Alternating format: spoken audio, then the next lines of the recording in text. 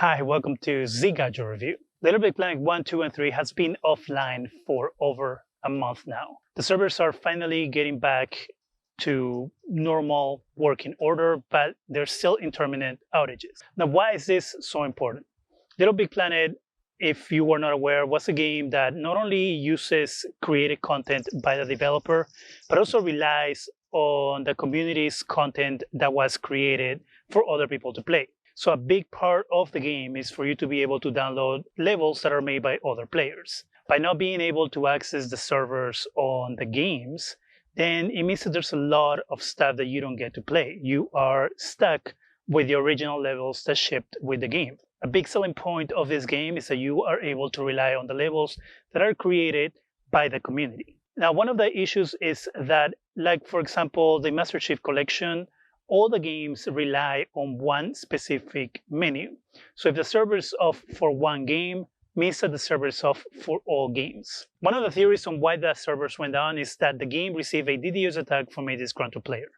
And that is something that the community is guessing because up to this point, Sony or the current developer that is in charge of the Little Big Planet games hasn't really said what happened with the service. They just kind of came out one day and said that they were working on fixing the issue and that they were aware of the issue, but didn't give any reason of what was happening with the service. Of course, there's things that happen. Putting servers out in order to do some sort of maintenance happens as well.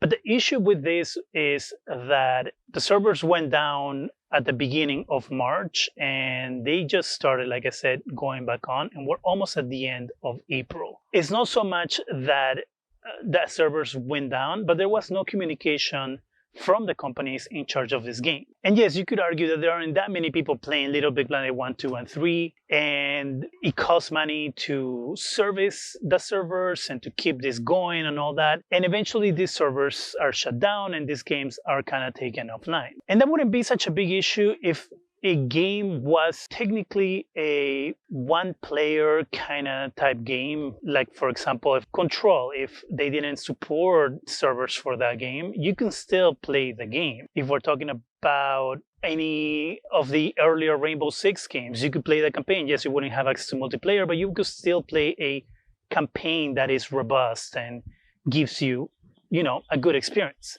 But when you have a game that relies on a community and being connected to the internet, it creates an issue because you buy a game with the expectation you're going to have access to this content for a long period of time. And so it kind of sucks that a company will technically shut down a game and that you will be stuck with a game that doesn't really work. And it's kind of the same issue that people were having with Titanfall. I don't know if it's been fixed by now or it hasn't, but the original Titanfall, that game is 100% an online game.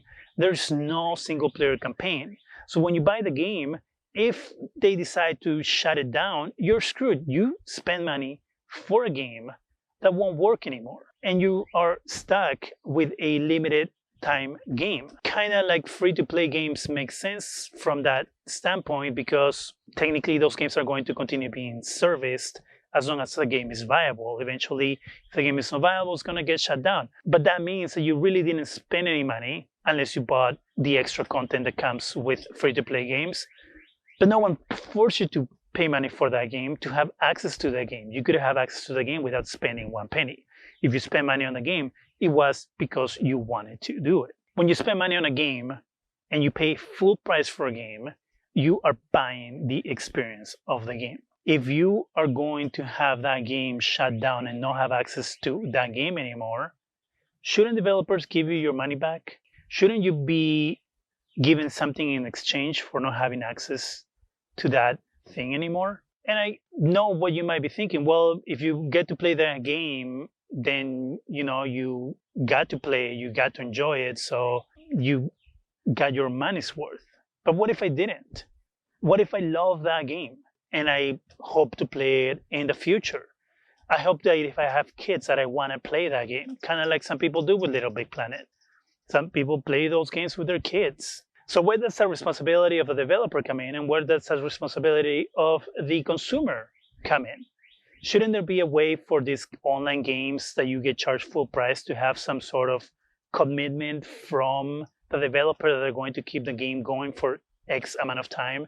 So at least you know how long you'll have to play that game. And then you can make a decision if you want to spend the money on that game or not.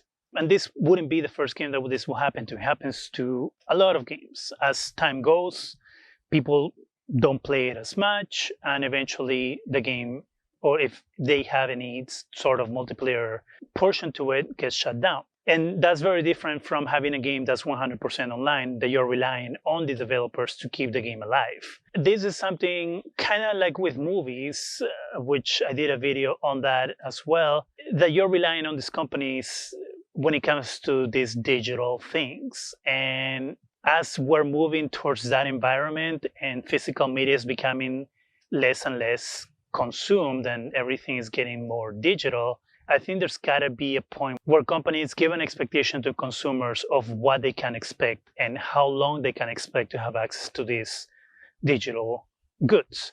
At the end of the day, you're spending your money and you should be more informed of what you're spending your money on.